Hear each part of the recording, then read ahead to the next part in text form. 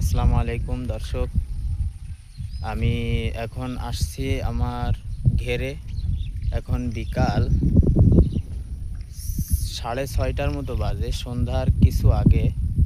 তো আমি প্রত্যেক দিনই আমার ঘেরে এরকম সময় আসি এবং প্রতিদিন কিছু না কিছু কাজ করি। বিশেষ করে মাছদেরকে খাবার দেওয়া, উম বিশেষ করে পার্শে মাছ, যেটা খুবই লাভজনক বর্তমান সময়ে।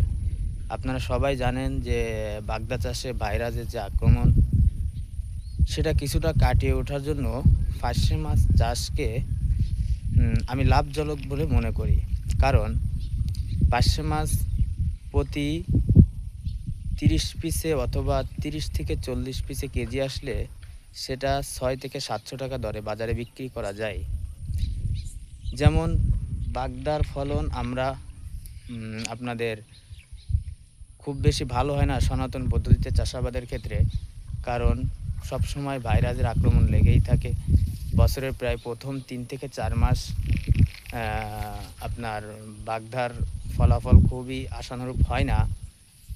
এজন্য বছরের প্রথম দিকে অথবা শুরুর সময়ে আমরা যদি পার্শে মাছ চাষকে গুরুত্ব দেই এবং আমরা যদি কিছু পার্শে মাছের চাষ করি, সেক্ষেত্রে আমাদের বাগদার যে লসের সম্ভাবনা সেটা কিছুটা হলেও পূরণ করে এবং পরবর্তীতে অন্য মাছ বা আবাদ করার জন্য আমাদেরকে আর্থিকভাবে সচ্ছলতা দান করে বা সচ্ছলতা ধরে রাখে।